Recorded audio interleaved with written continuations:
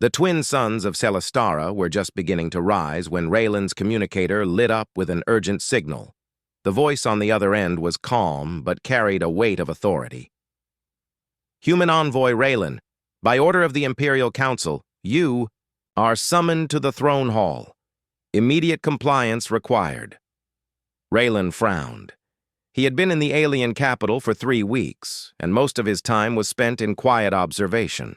His role as a human envoy was simple: represent Earth's interests, maintain good relations, and avoid offending the powerful Celestara Empire. But an immediate summons? That was unusual. Very unusual. He quickly dressed in the formal dark blue tunic given to human diplomats, plain compared to the layered silks and metals the Celestara wore. Outside his quarters, 2 tall Imperial guards waited, their silver armor catching the morning light. Without a word, they turned and led him through the grand corridors of the palace. The Celestara Palace was breathtaking, marble-like stone carved into towering columns, ceilings painted with the history of the Empire, and soft streams of light from windows made of crystal so pure it almost seemed invisible. Everywhere, servants moved silently, heads bowed as the guards passed. Raylan had visited the throne hall before, but this time the path felt different. They weren't heading toward the main audience chamber. Instead, they went deeper, past heavy bronze doors that opened only for high-ranking officials. The air grew cooler. The halls grew quieter. Finally, the guards stopped before a pair of tall doors inlaid with glowing silver lines. The crest of the royal family shimmered at the center. One guard spoke at last. "The princess awaits. You will enter alone." Raylan's stomach tightened. The princess? He had met her once during a public ceremony. Princess Serenia, the heir to the Celestara Empire. She was known for her sharp mind and unshakable poise, a leader in training. Humans rarely had private audiences with her. The doors slid open without a sound. Inside, the room was smaller than Raylan expected, more like a private council chamber than a royal hall. Light spilled in from high windows, casting soft patterns on the floor. A faint scent of alien flowers hung in the air. At the far end stood Princess Serenia. She wore a flowing silver gown, her crown set lightly on her head. But it wasn't her usual commanding presence that caught Raylan's attention. She looked different. There was no court around her, no advisors, no guards inside the room. Only her, standing with her hands clasped tightly in front of her, eyes fixed on him with an intensity that made him stop in his tracks. "Raylan of Earth," she said, her voice steady but softer than he remembered. "Thank you for coming so quickly." Raylan bowed slightly, careful to follow the custom he had been taught. "Your Highness, I am honored. May I ask why?" She raised her hand to stop him. "There is no time for ceremony." The doors behind him closed with a deep thud. He glanced back. The silver lines along the doors glowed faintly, a sign they were sealed. No one would enter without her command. Serenia took a step closer. "I called you here because I have something to tell. Something no one else must hear yet." Raylan's mind ran through possibilities. Political matters, trade disputes, perhaps even rumors of war. But her expression was not the face of a ruler about to discuss politics. It was the face of someone holding a deeply personal truth. She hesitated for the first time, her gaze shifting toward the window before returning to him. "Do you remember the night on Kasara Station?" Raylan stiffened. Of course he remembered. It had been 6 months ago. A terrorist faction had tried to take her hostage during a diplomatic event. He had been nearby and acted on instinct, pulling her out of the danger zone, shielding her from an explosion, and getting her safely to a secure ship. It had all happened so quickly, and afterwards, there had been only a short private conversation between them before she was taken into the care of her people. That night had faded into the background of his life as the mission continued. "Yes," Raylan said slowly. "I remember." Serenia stepped closer still. "That night changed more than you know." He watched her, waiting for her to continue. Her voice lowered, almost to a whisper. "I am expecting a child, Raylan, and—" She paused, searching his face. "It is yours." Raylan's heart seemed to stop. For a moment, the words didn't register. Then they hit him all at once, filling the silence in the room with a weight heavier than any order he had ever received. She didn't look away. "I would not have told you if it were not urgent. My people, they will not accept this easily. The council would see this as a threat to the line of succession. And if certain factions learn the truth—" She broke off, her hands tightening. The air between them felt charged. Raylan's thoughts raced, not only about the personal shock, but about the consequences. The Celestara Empire was vast, powerful, and deeply traditional. A child with human blood could be seen as a scandal, or worse, a political weapon. He tried to speak, but Serenia shook her head. "There will be time for questions later. For now, you must understand.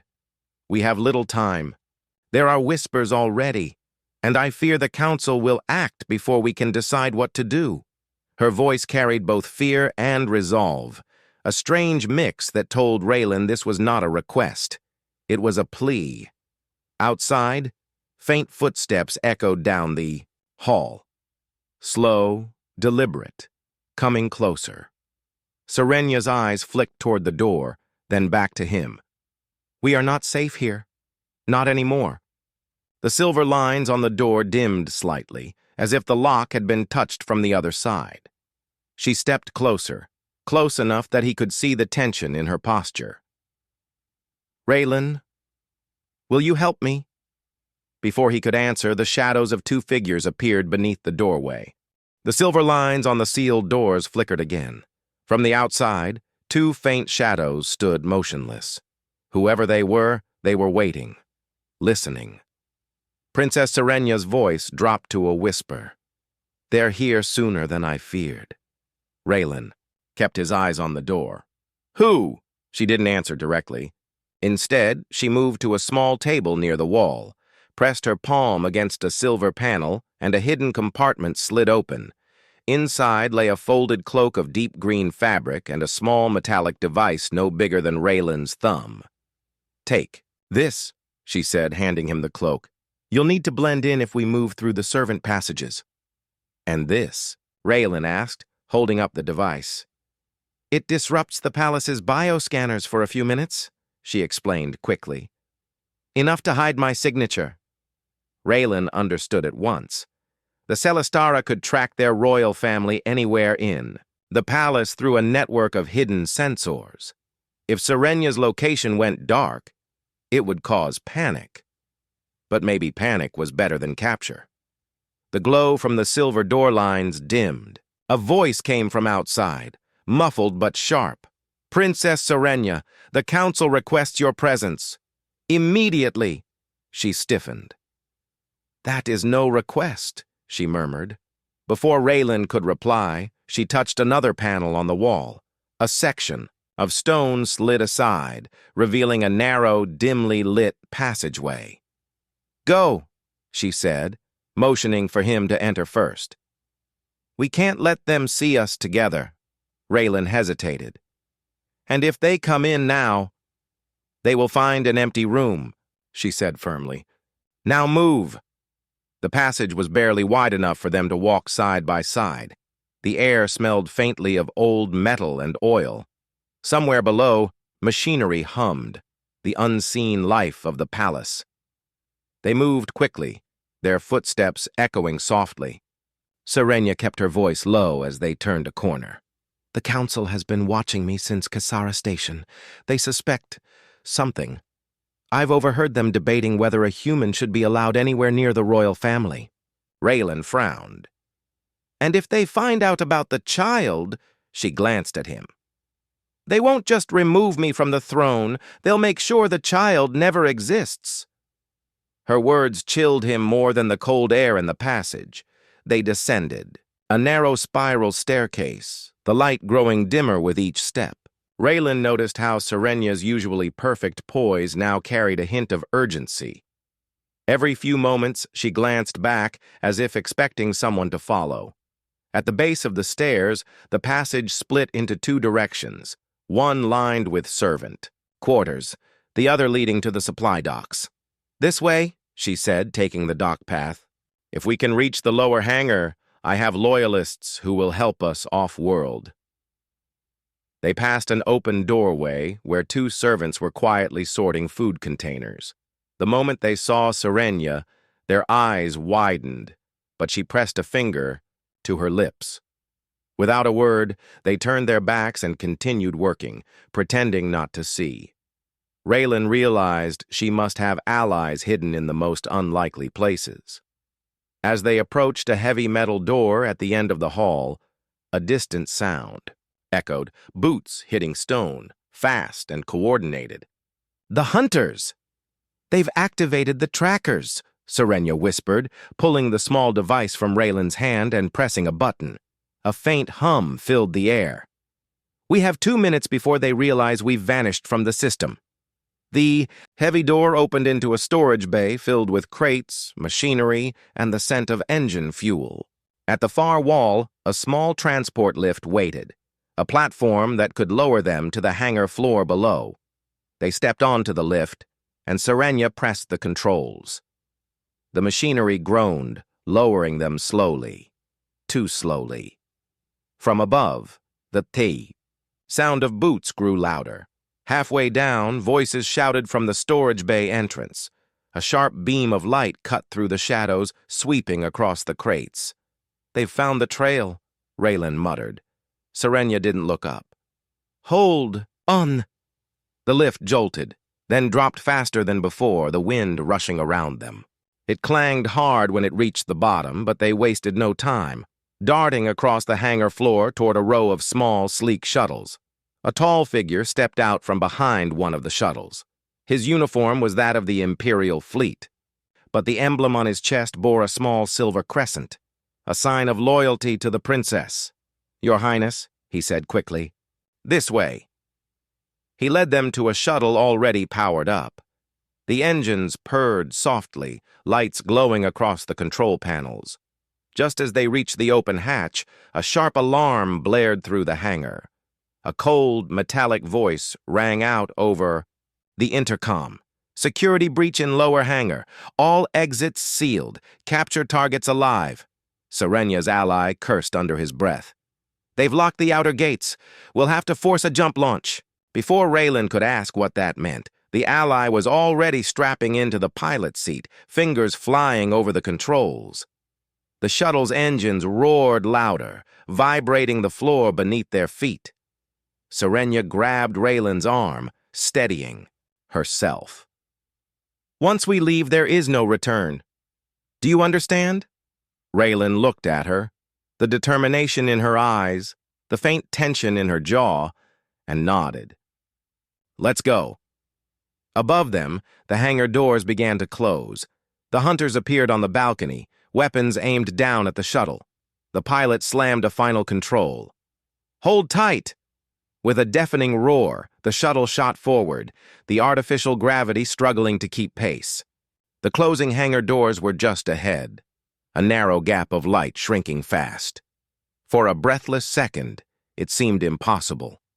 But the shuttle burst through, the metal edges of the door scraping its sides as it cleared the gap. And then they were in open space, stars stretching endlessly before them. Raylan exhaled, only now realizing how tightly he had been gripping the seat. But before relief could settle in, a warning tone echoed from the console. "They're following," the pilot said grimly, "and they won't stop." Serenya's gaze remained fixed on the stars ahead. "Then we don't stop either." The shuttle's engines hummed steadily as it streaked away from the Celestera capital world. Through the narrow cockpit window, the endless black of space stretched in all directions, broken only by the distant glow of stars. But peace was an illusion. On the radar display, 3 red markers followed closely behind, Imperial interceptors. "They're gaining," the pilot said, his voice tight. "We'll need to change course soon." Princess Serenya's gaze stayed on the screen. "Where is the nearest safe system?" The pilot hesitated. "Nearest, yes. Safe? That's another matter. We could head for the drift. Uncharted sectors." "The Empire avoids." Raylan leaned forward. "Avoids? Why?" "Too unstable. Gas clouds, asteroid fields, old mining colonies. Easy to get lost, easier to die," the pilot replied. Serenya's eyes didn't waver. "Then that's where we'll go," the pilot didn't argue. He adjusted the controls, and the stars outside twisted as the shuttle changed direction. The red markers on the radar began to shift as the interceptors tried to follow. Rollins strapped in tighter, watching Serenya. "You knew they'd chase us." "I knew," she said quietly. "But I didn't think they would risk sending hunters beyond the homeworld's defense line." Raylan tilted his head. "Why not? You're the heir. You'd think they'd do anything to bring you back alive." Her eyes flicked toward him. "That's exactly the problem, Raylan. Bringing me back alive is not their only option." The weight of her words sank in. For a moment, the only sound was the hum of the engines and the occasional beep of the radar. They entered the drift within an hour. Outside the window, the blackness of space gave way to swirling clouds of red and gold gas, glowing faintly in the dark. Fragments of rock drifted silently, some the size of pebbles, others larger than cities. The pilot steered carefully, weaving between the debris. "If we keep moving in here, they'll have trouble locking onto us." "Good," Serenya said. "We'll use that time to plan." Raylan gave a short laugh. "Plan? We don't even know where we're going." "We do," she replied calmly. "There's someone I trust, someone who can keep us hidden until the right moment." "Hidden for what?" he asked. She hesitated before answering. "To decide what to do about the child." Her voice softened as she looked out at the drifting rocks. "Raylan, my people have an old story, a prophecy. It says that one day a child born of 2 worlds will bring an end to the age of division, that they will unite the scattered and the proud under one banner, and a new era will begin." Rylan frowned. "Sounds like the kind of story told to inspire hope during hard times." "Perhaps," Serenya said. "But some take it seriously, and if they believe my child could be that one, they'd want to control it." Raylan finished for her. "Yes. Or destroy it before it can grow into a threat." The radar beeped sharply. One of the red markers had slipped into the drift, an interceptor braving the dangerous terrain to follow. "They're closing in again," the pilot warned. Serenya leaned forward. "There's a mining station nearby, abandoned for decades. If we can reach it, we can hide inside the ore tunnels until they pass." The pilot adjusted the course. Outside, a jagged shadow began to take shape. A massive asteroid with steel structures clinging to its sides like the skeleton of some ancient creature. As they neared, Raylan could see broken docking arms and dark windows. The station silent, in the void. The shuttle eased toward a narrow opening where a hangar door had been blasted apart long ago. The moment they crossed the threshold, the pilot cut most of the power, letting them drift deeper inside. Shadows swallowed the shuttle, and the bright clouds of the drift faded from view. Inside the mining station, silence reigned. Old crates floated weightlessly in the air. Walls were scorched in places, as if from past battles. They docked in a small chamber deep within the station. The pilot stayed with the shuttle while Raylan and Serenya stepped onto the station's cold metal floor. Their footsteps echoed faintly as they moved through dark corridors, guided only by Serenya's small. "Wrist light feels like a graveyard," Raylan muttered. "It is," Serenya replied. "This was once a human Celestara joint venture. When war broke out 50 years ago, it was abandoned. Few dared to return. They reached a control room with shattered screens and rusting panels. Serenya sat on an old chair, her eyes scanning the darkness beyond the window. "You asked earlier why I told you the truth," she said quietly. "It's because I can't trust the council. And because—" She looked at him, her voice steady. "I trust you." Raylan met her gaze for a moment, unsure what to say. Before he could speak, the pilot's voice crackled over the shuttle's communicator. "They've landed. One ship. They're inside the station." Raylan's heart thudded. "How did they find us this fast?" "They're hunters," Serenya said grimly. "They won't stop until we're in chains." She stood, her expression calm but resolute. "Then we'll have to outthink them. This station has more than one way out."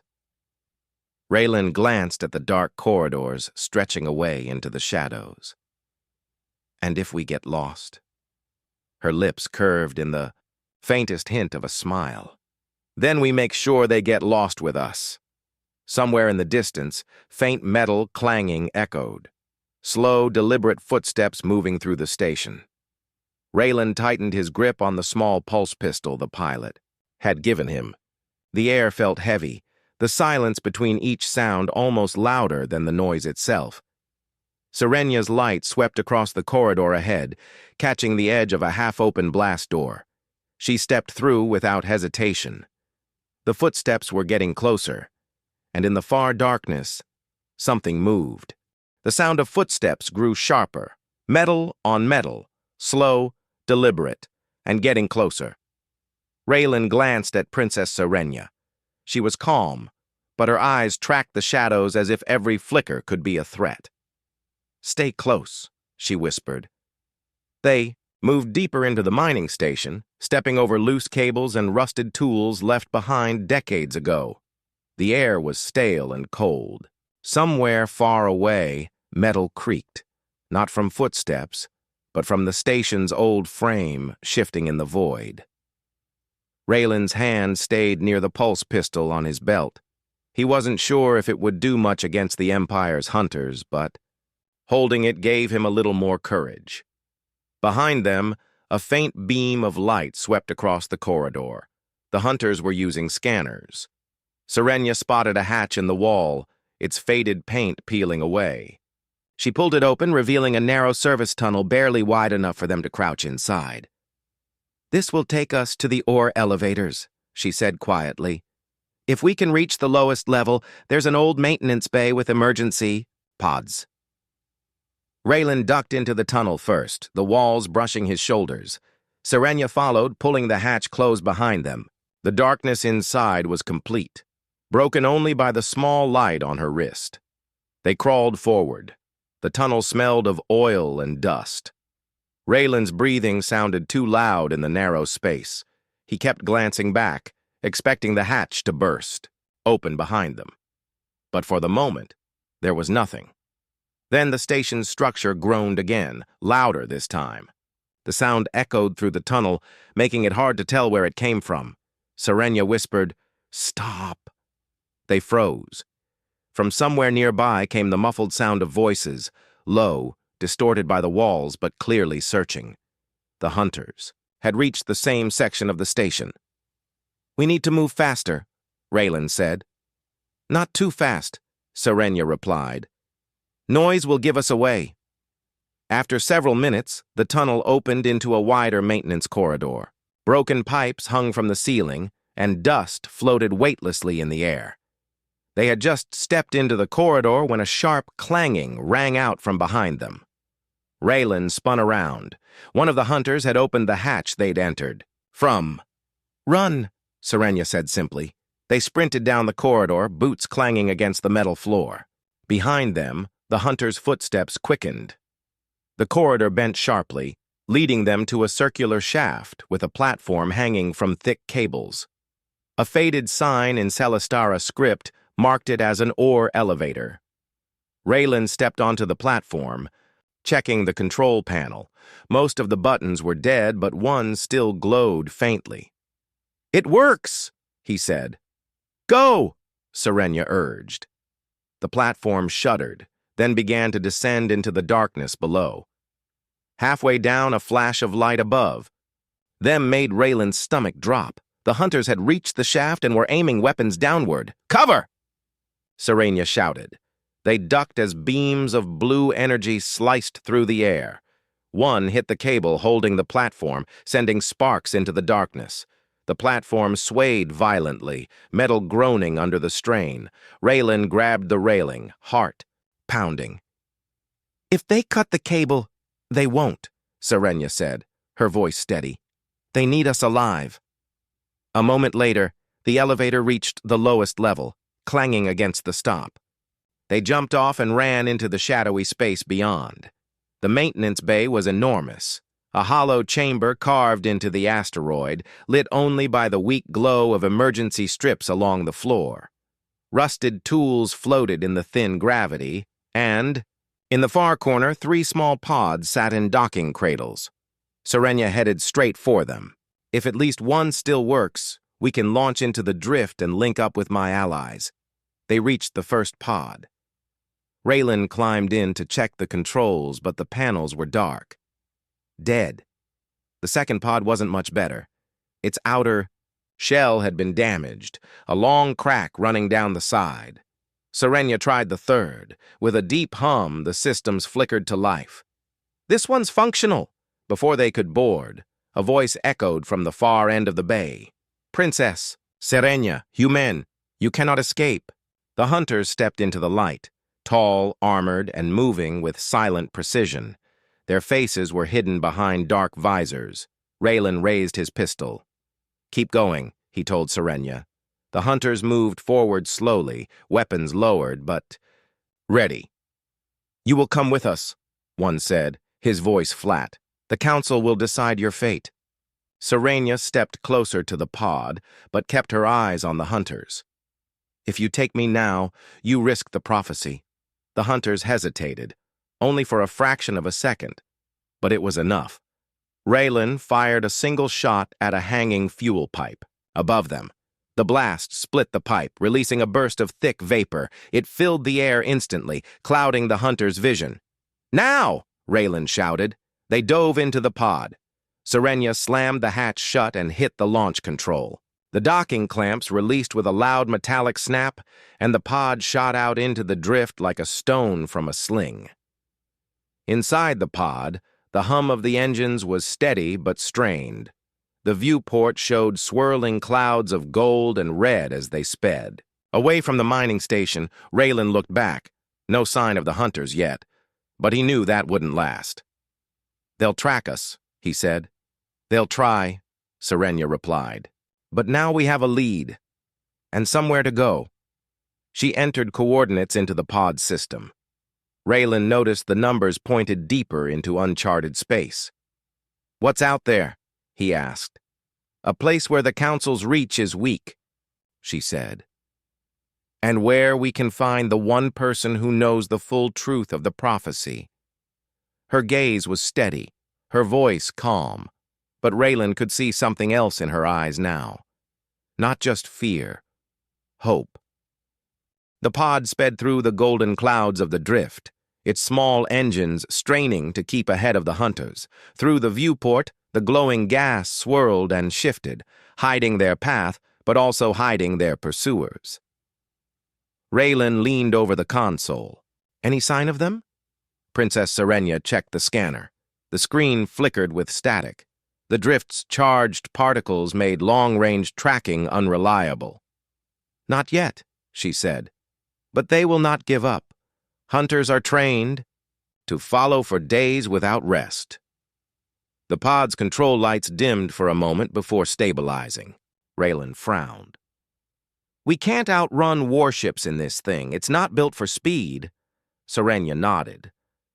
"That's why we won't try to outrun them. We'll disappear." The idea sounded simple, but in space, disappearing was not easy. The drift was unpredictable, dense pockets of gas, sudden gravity pulls from hidden asteroid masses, and currents of charged energy that could throw a ship off course for hours. Serenya's fingers danced over the controls, adjusting their trajectory. "There's a cluster of derelict ships ahead," she explained. "Old wrecks from the border wars. We can hide among them until they pass." Raylan glanced at her. "And if they search the wrecks?" She gave a small smile. "Then we make sure they search the wrong one." The wreckage came into view. Dozens of massive hulks floating in the golden mist, some still bearing the faded insignias of long-forgotten fleets. Ships with torn hulls and shattered engines drifted silently, their battle scars frozen in time. Serenya guided the pod toward the largest wreck, a Celestara battlecruiser split almost in half. They slid into the shadow of its broken hull, engines powering down until only the emergency systems remained. Inside the pod, the air grew still. The hum of the engines faded, leaving only the faint ticking of cooling metal. Rollin peered through, the viewport, watching for movement. "Quiet as a graveyard," he muttered. Serenya's gaze stayed fixed on the scanner. Sometimes quiet is the most dangerous sound. For several minutes, nothing happened. Then, faint blips appeared on the scanner, 3 small craft, moving slowly through the wreckage. Raylan could see them now through the viewport. Sleek, black ships, built for speed and silence. "The hunters. They're scanning," Serenya whispered, "looking for any active power signatures." Raylan watched as one of the hunter ships drifted closer to the battlecruiser's broken hull. For a moment, he thought it would pass by. But then its lights swept across the wreck, moving toward the shadow where their pod was hidden. Serenya reached for a switch on the console. "Hold your breath," she said quietly. She powered down even the emergency systems. The interior lights died, leaving them in darkness. The temperature began to drop almost immediately. The hunter ship glided past, its lights brushing the edge of their hiding place. It lingered for a long moment, then moved on. They waited another 5 minutes before Serenya powered the systems back on. The faint hum returned, and with it, the warmth. Raylan exhaled slowly. Too close. "They'll be back," Serenya said. "We need to keep moving." She entered new coordinates into the pod's navigation system. Raylan noticed the direction was deeper into uncharted space. "Where exactly are we going?" he asked. Serenya hesitated before answering. "To the Lorien Spire. It's a station built on the edge of a collapsing star. Few dare to visit, but among my people it is said that the Spire's keeper knows truths that even the Council fears." Rollin frowned. "And you think this keeper knows about the prophecy?" "I don't think," Serenya said quietly. "I know." As the pod drifted away from the wreckage, Raylan leaned back against the seat. The silence between them stretched for a while before he finally asked, "This prophecy, tell me the rest." Serenya's eyes stayed on the stars ahead. "It was told to me when I was a child. The words were old, even then. It speaks of a time when the Celestara Empire and the human colonies will face a threat neither can face alone. In that time, a child born of both bloodlines will be the bridge between them. The voice both will follow." She paused. "Some believe it is only a story. But others have killed to make sure it never comes true." Raylan thought about the hunters, the Council's secrecy, and the urgency in Serenya's voice when she told him the news. "And you think your child is the one?" Her gaze softened. "I don't know, but they do." Hours passed as the pod moved deeper into the drift.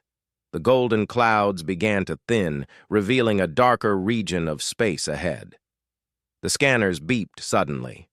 Raylan checked the display. The red markers were back. The hunters had found their trail again. They must have tracked our energy signature after we left the wreck, Serenia said. The pod's engines roared as she pushed them to their limit. The stars outside began to stretch, the faint light of the collapsing star ahead now visible as a pulsing red point. But the hunters were closing in. The chase became a silent race through the void. The pod's small frame darted between drifting rocks, weaving through narrow gaps where the larger hunter ships had to slow down. Still, they kept coming. "We won't make it to the spire before they catch us," Raylan said. Serenia's expression was calm, almost too calm. "Then we make them believe they've caught us." She steered the pod toward a cluster of sharp, black asteroids. Their jagged edges were almost invisible against the darkness. At the last second, she cut the engines and let the pod drift. The hunters, moving too fast, shot past them, their scanners searching empty space ahead. Serenia reignited the engines and turned sharply toward the red light of the collapsing star. Now we move. The pod approached the Lorien spire hours later. It was unlike any station Raylan had ever seen, a tall black structure rising from the edge of a swirling mass of red and gold energy, the dying star's light reflecting off its surface. As they neared, a deep, resonant voice echoed through the comm system. "Princess Serenia of the Celestara, you bring a human to the spire. This has not happened in many lifetimes." Serenia glanced at Raylan, then back at the console. "Keeper, we need your help. The prophecy, it has begun." There was a long pause. Then the voice replied, "Then the galaxy stands at the edge of its fate. Enter, and we will speak of what must come next." Raylan felt the weight of the moment settle on him. Whatever answers they were about to hear could change everything, for him, for Serenia, and for the child not yet born. The pod drifted toward the towering black structure of the Lorien spire. The collapsing star nearby pulsed in slow, heavy beats of red light, casting long shadows across the station's surface. It was like approaching a silent sentinel standing, guard over the end of time. Inside the pod, Raylan sat tense, watching as docking clamps reached out and latched onto them. With a hiss, the pod was pulled into the spire's interior. The docking chamber was vast, but empty. Walls curved high above them, dark metal carved with glowing lines that pulsed faintly like veins of light. "Welcome," the deep voice echoed. Again, surrounding them without a visible source. "Step forward, child of two worlds, and the one who carries destiny within." Serenia placed a hand over her stomach, then looked at Raylan. "It speaks of the child already." They stepped out, together, their footsteps echoing on the cold metal floor. At the far end of the chamber, a tall figure emerged from the shadows. It wore no armor, no crown, only a robe woven with threads that shimmered faintly like starlight. Its face was aged, its features sharp, eyes glowing faintly gold. "I am the Keeper," the figure said, bowing its head slightly. "For generations, I have guarded what the Empire fears and what the humans have forgotten," Raylan asked. "The prophecy?" The Keeper's gaze moved between them. "Yes. The child that will be born of your union will not only unite your peoples but decide whether this galaxy falls to endless war or rises to peace. The Council knows this truth. That is why they hunt you." Serenia's voice was steady. "And if the prophecy is true, what are we supposed to do?" The Keeper walked closer, the glow of the collapsing star spilling across his robe. "Protect the child. Keep it hidden until the time comes. For soon the Empire will fracture, and the humans will be forced to choose. Without the bridge between them, both will be lost." Raylan felt the weight of the words pressing on him. He was no soldier, no leader, just a human envoy. Yet now, he was bound to a destiny larger than anything he had imagined. Before Serenia could speak again, alarms blared through the spire. New voice crackled through the comm system. "By order of the Celestara High Council, surrender the princess and her companion. Failure to comply will result in destruction. Raylan and Serenia exchanged a glance. The hunters had found them. Keeper raised his head. The Empire has no power here, yet they will try to take what is not theirs. You must stand ready.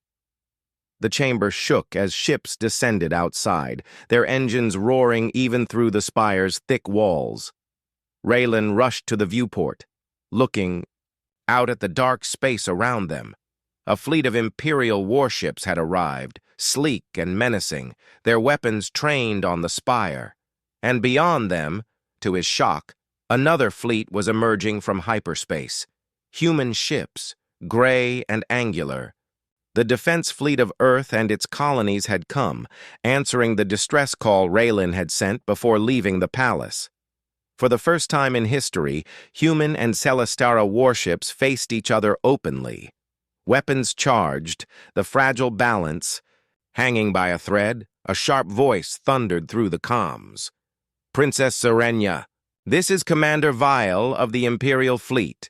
Return to your people at once, or we will destroy the station.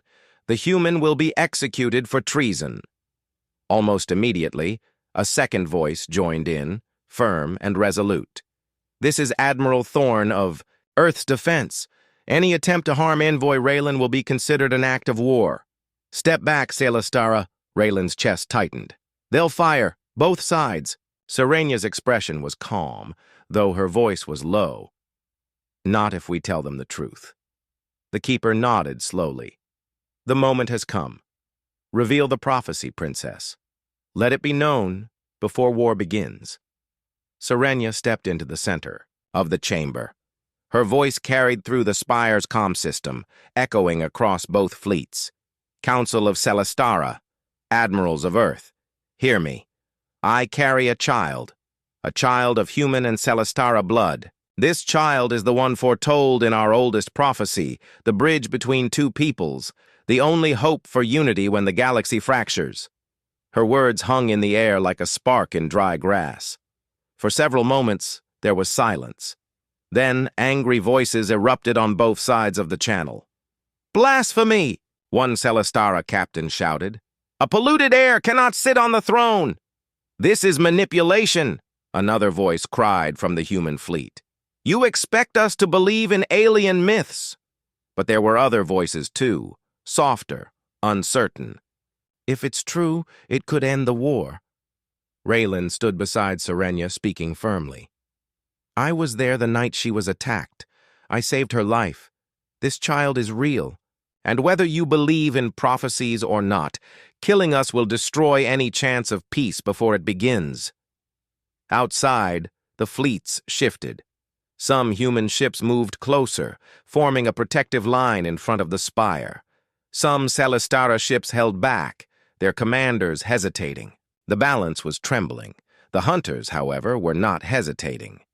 Inside the spire, their small crafts had landed, and armored figures were advancing through the corridors. The Keeper raised his hand. They come for you. Go quickly. I will hold them. Raylan shook his head. You can't fight them alone. The Keeper's eyes glowed brighter. I have stood watch here longer than your nations have known each other. Go. The child must live. Serenia touched the Keeper's arm briefly, then turned to Raylan. We need to reach the shuttle bay. If the fleets fire, this station will not survive.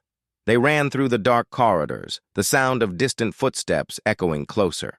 Behind them, the deep hum of energy surged as the Keeper unleashed power the spire had hidden for centuries.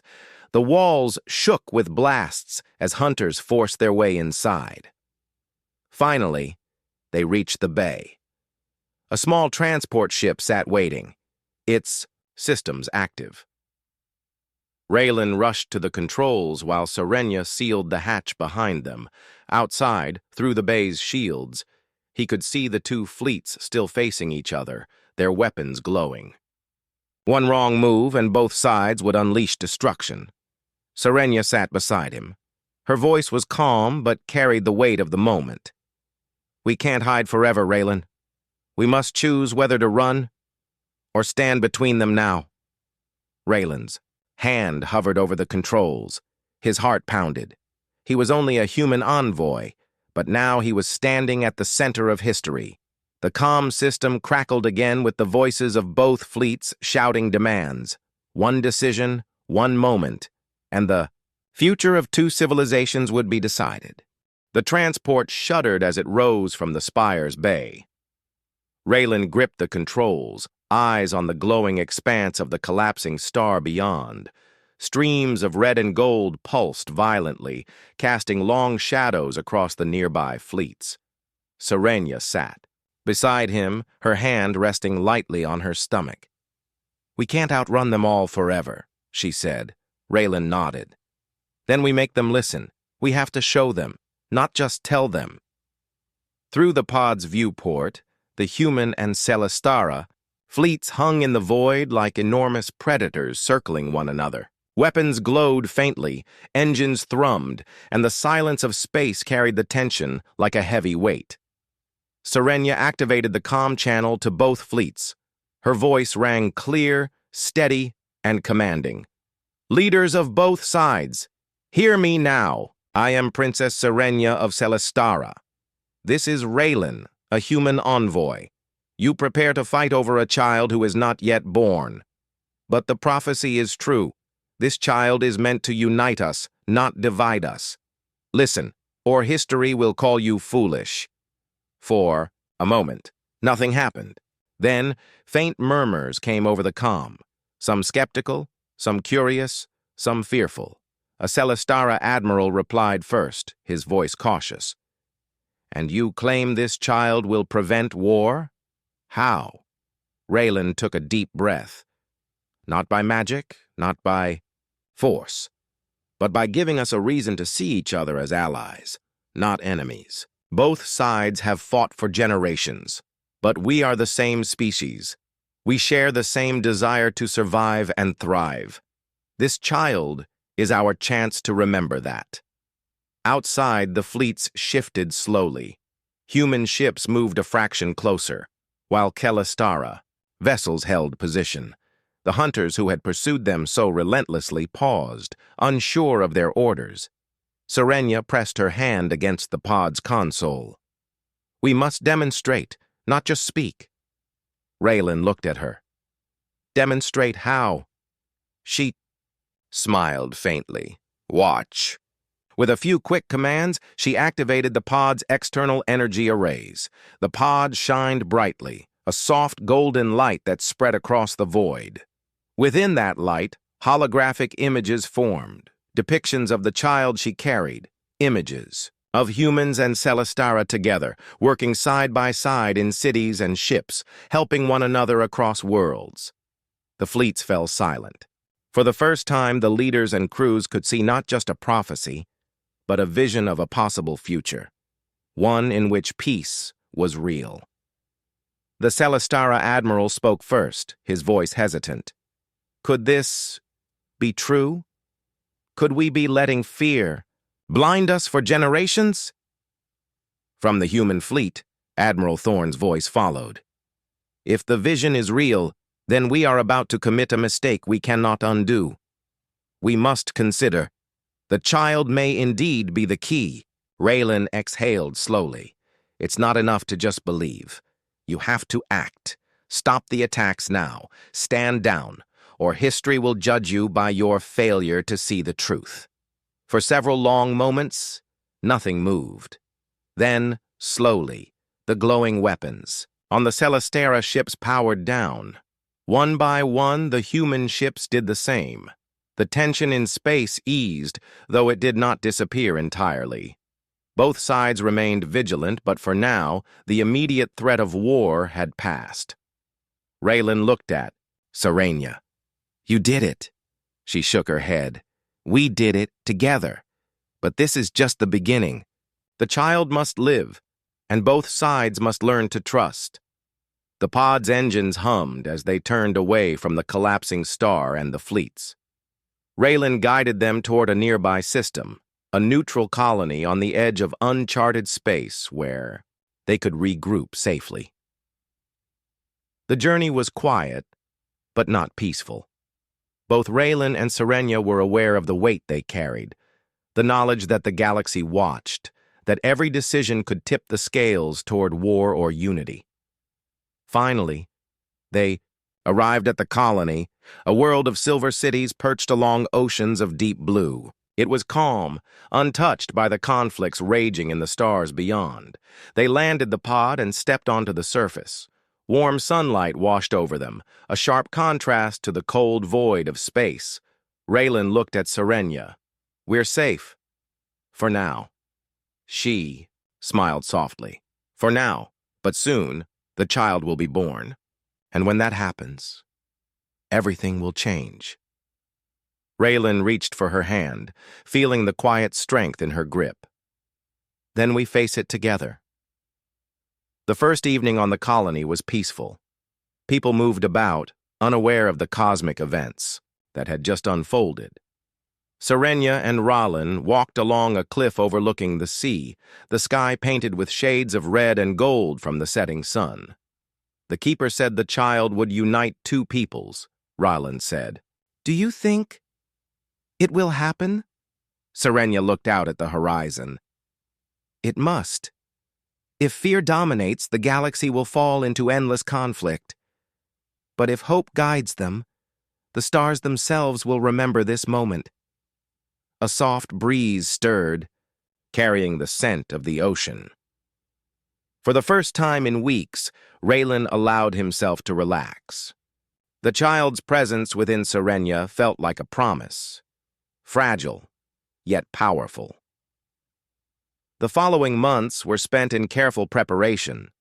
Allies from both human and Celestara sides arrived secretly to offer protection. Serenia trained in diplomacy. Raylan coordinated communications, and both studied the historical conflicts that had kept their peoples apart. And then, one quiet morning, the long-awaited moment came. Serenia gave birth to a child, a son, healthy and strong. Raylan held him first, marveling at the tiny features that reflected both human and Celestara heritage. Serenia whispered softly, brushing his hair back. "This is our hope. This is the bridge between worlds." The child cooed, opening eyes that seemed to hold starlight within them. For a moment, the galaxy felt still. News spread slowly but inevitably. Stories reached both human and Celestara leaders.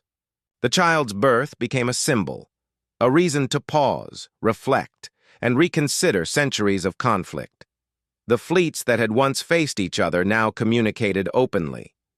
Agreements were drawn, small at first, then growing into larger treaties. The child had not yet walked, yet had already begun to unite two civilizations.